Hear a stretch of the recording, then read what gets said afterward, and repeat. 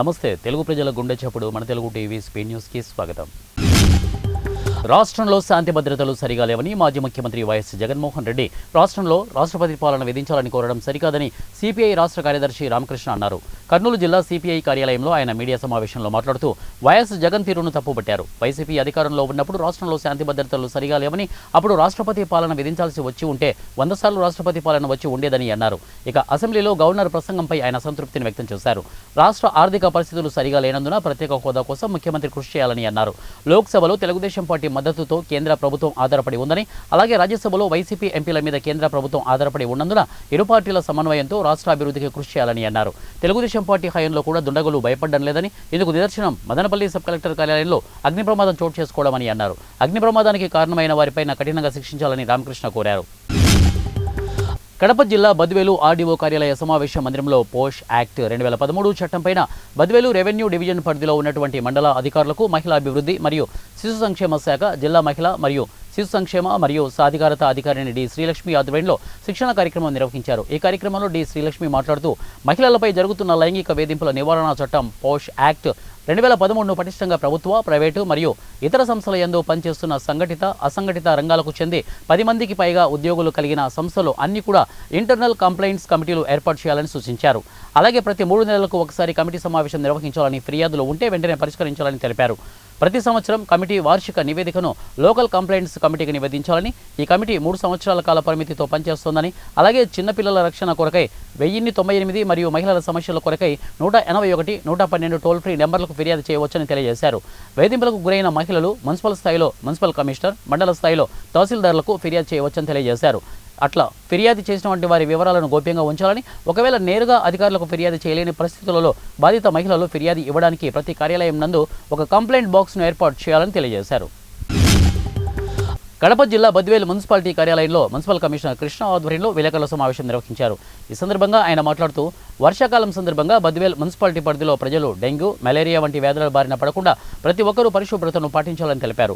రోడ్లపై నిర్వహిస్తున్న fast food సెంటర్లపై complaint వస్తున్న నేపథ్యంలో నిర్వాహకులు పదార్థాలను నిల్వ ఉంచడం కానీ, నకిలీ పదార్థాలు వాడకూడదని, ఇక టేస్టీ స్టాల్ను వాడకూడదని, ఒకవేళ నిబంధనను అతిక్రమించిన వారిపై కఠిన చర్యలు తీసుకుంటామని తెలిపారు.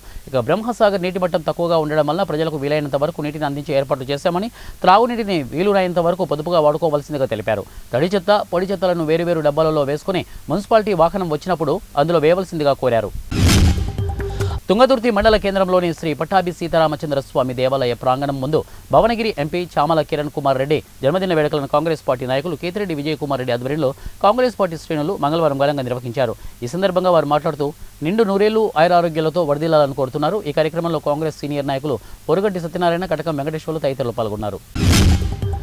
కేంద్ర ప్రభుత్వ సర్వీసు ఉద్యోగాల్లో దివ్యాంగుల కోటాపై స్మితా సబర్వాల్ చేసిన పోస్టుపై రాష్ట్ర వికలాంగుల సహకార సంస్థ చైర్మన్ ముత్తినేని వీరయ్య అభ్యంతరం వ్యక్తం చేశారు.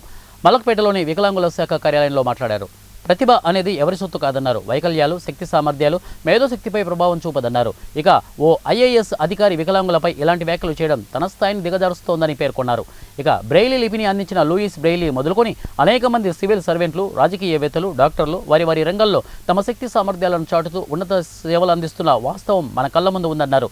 దివ్యాంగుల మనోభావాలను దెబ్బతినేలా చేసిన వ్యాఖ్యలను వెంటనే వెనక్కి తీసుకోవాలని, బహిరంగ క్షమాపణ చెప్పాలని డిమాండ్ చేశారు. గండేపల్లి మండలంలోని జడ్రాగంపేట గ్రామంలోని కండి కాలువను జగంపేట జనసేన పార్టీ ఇన్ఛార్జి తుమ్మలపల్లి రమేష్ పరిశీలించారు. అనంతరం స్థానిక రైతులతో మాట్లాడి విషయం తెలుసుకున్నారు. ఈ సందర్భంగా తుమ్మలపల్లి రమేష్ మాట్లాడుతూ జడ్ రాగంపేట నుంచి నాయకంపల్లి వెళ్లే దారిలో ఉన్న కండి కాలువ గుండా అనేక మంది రైతులు తమ పొలాలకు వెళ్తుంటారని అన్నారు.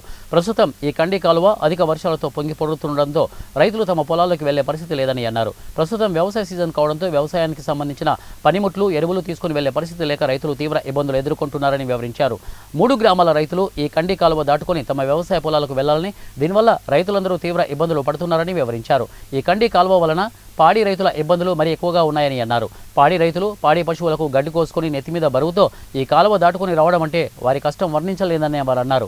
వెంటనే ఈ విషయాన్ని ఎమ్మెల్యే జ్యోతుల నెహ్రూ దృష్టికి, కాకినాడ ఎంపీ ఉదయ్ శ్రీనివాస్ దృష్టికి, ఉన్నతాధికారులకు నివేదికను అందిస్తామని ఈ సందర్భంగా తుమ్మలపల్లి రమేష్ వ్యాఖ్యానించారు.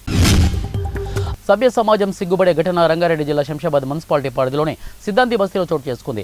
అన్యం పుణ్యమెరగని 4 సంవత్సరాల ఓ చిన్నారిపై ఓ కామాంధుడు కాటేసినందుకు వడిగట్టాడు. స్థానికులు తెలిపిన వివరాల ప్రకారం మహబూబ్ నగర్ జిల్లా దేవరకద్ర మండలం బుద్దిబండ గ్రామానికి చెందిన ఆంజనేయులు అనే యువకుడు కొంతకాలం క్రితం బ్రతుకు తెరువు కోసం శంషాబాద్ వచ్చాడు. సిద్ధాంతి బస్తీలోని ఓ ఇంట్లో అద్దెకు ఉంటూ సెక్యూరిటీ గార్డుగా ఉద్యోగం చేస్తున్నాడు. అయితే ఇతడు ఉంటున్న భవనంలోనే చిన్నారి తల్లిదండ్రులు అద్దెకు ఉంటున్నారు. ఇక చిన్నారి తల్లిదండ్రులు లేని సమయం చూసిన కామాంధుడు చిన్నారికి మాయమాటలు చెప్పి తాను ఉంటున్న గదిలోకి తీసుకువెళ్లాడు. అనం పుణ్యమెరగని చిన్నారిపై అత్యాచారం చేసేందుకు ప్రయత్నించాడు. దీంతో చిన్నారి అరుపులు కేకలు వేయడంతో భయపడి బయటకు పరుగులు తీశారు. చుట్టుపక్కల వాళ్ళు వచ్చి చూసేసరికి చిన్నారి ఎక్కి ఏడుస్తూ ఏం జరిగిందో చెప్పడం కూడా రాక దిక్కులు చూస్తూ ఉండిపోయింది. ఇది గమనించిన స్థానికులు నిందితుడు ఆంజనేయులకు దేవశుద్ధి చేసి పోలీసులకు అప్పగించారు.